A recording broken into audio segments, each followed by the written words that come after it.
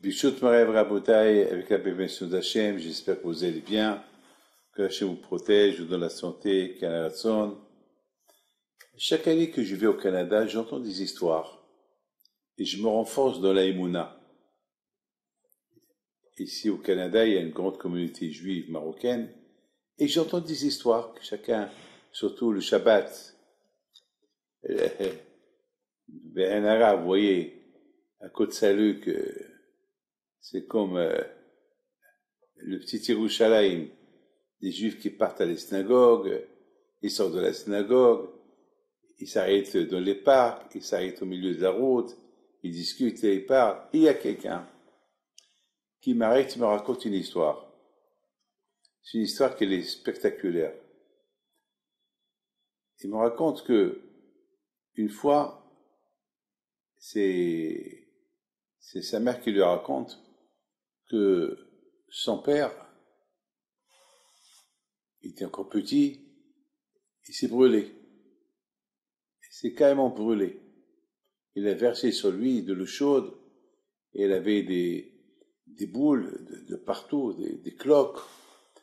Et bien sûr, il était au 3e, 4e degré de... Et vous savez qu'est-ce qu'il me raconte? Il me dit que ma mère, elle n'a même pas pensé aller chez le médecin. Elle est partie chez Rabbi Moshe Aaron Pinto, mon père, à Casablanca. Elle est partie chez lui. Il lui a dit, elle pleurait, elle veut une bracha pour son fils. Mes amis, qu'est-ce que mon père il peut faire? Quelqu'un qui est brûlé, qui a des cloques, et tout de suite, il faut désinfecter, il faut aller à l'hôpital, il faut aller quelque part. Qu'est-ce qu'il peut mon père lui faire? Mon père, la Shalom, il a donné un carafe d'eau, de l'eau. Tu vas prendre ce carafe d'eau, tu rentres à la maison, tu le verses sur lui. Là où il y a les cloques, ils vont disparaître. Mes amis, lorsque j'entends cette histoire, et je me dis, est-ce que c'est des menteurs? C'est quoi cette histoire? Alors, comment elle se termine? Elle va à la maison, elle prend la carafe d'eau, elle la verse sur son fils, là où elle a des cloques. Elle dit, elle n'a même pas de trace de cloques. Rien. Comment vous comprenez cette histoire? Moi, je ne sais pas comment la comprendre, étant donné que j'ai vécu, je suis né dans ces histoires. Je vis avec eux. Est-ce que je peux mettre en doute la sortie de l'Égypte? Est-ce que je peux mettre en doute les 10 plaies que le bon Dieu a données aux Égyptiens en Égypte? Il a changé l'eau du sang. Tous ces plaies qu'il y a eu, les Égyptiens reçoivent des coups, des plaies, et les Juifs ne reçoivent pas. Je ne comprends pas. Ils prennent la bouteille d'eau, le Juif et l'Égyptien. L'Égyptien, il boit, c'est du sang. Le Juif, il boit, c'est de l'eau. On a vécu avec ça. On croit à tout ça. La sortie de l'Égypte, la mer, comment elle s'est coupée. Est-ce que vous imaginez une mer qu'elle se coupe et tu traverses et après, une fois que tu es de l'autre côté, elle va, elle va faire noyer tout l'Égyptien. Comment on peut faire ça? Comment on peut imaginer ça? Mais on a vécu dans ça. La camarade raconte, une fois Rabbi Hania Bedossa, il se préparait pour Shabbat, et soudainement sa fille, elle arrive chez lui. Papa, qu'est-ce qu'il y a? Je me suis trompé. Au lieu que j'allume la veilleuse avec l'huile, je l'ai allumée avec du vinaigre. Je me suis trompé. Son père lui dit, et alors? Elle est allumée. Papa, oui, elle est allumée. Alors, celui qui a dit à l'huile d'être allumée, il dira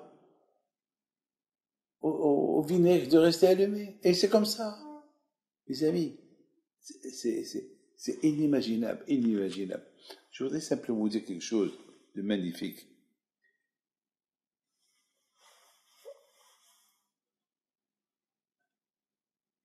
Aujourd'hui, on voit tellement des miracles. Cette semaine, on est menacé de tous les côtés. D'extermination. De tous les côtés, on est menacé.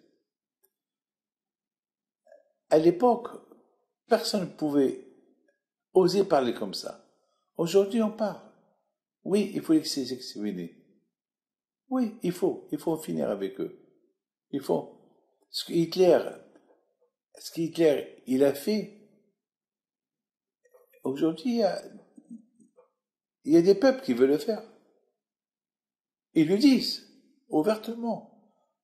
On veut raser, on veut effacer de la map la terre d'Israël. Mes amis, Baruch Hashem, on est toujours là. Qu'ils le veulent ou pas, on est là. Mes amis, que Hashem vous protège, et vous donne la santé, et la joie, et la prospérité. J'étais tellement content vendredi d'écouter cette belle histoire. Ça m'a fait tellement plaisir de voir des gens qui racontent. Alors, il y a eu quelqu'un à côté qui a écouté l'histoire de Jacques Abdo avec mon père, et je lui dis, dis-moi, toi, tu crois à cette histoire? Il me regarde. Je lui dis, moi, tu crois que tu vis? Il me dit, oui. Je dis, comment? Mais parce que je vis. Mais c'est parce que je vis. Je dis, mon fils, vivre sans Hachem, c'est pas une vie. Tu vis, mais tu vis sans Hachem. Il faut vivre avec Hachem. Que le bon Dieu vous protège, amen.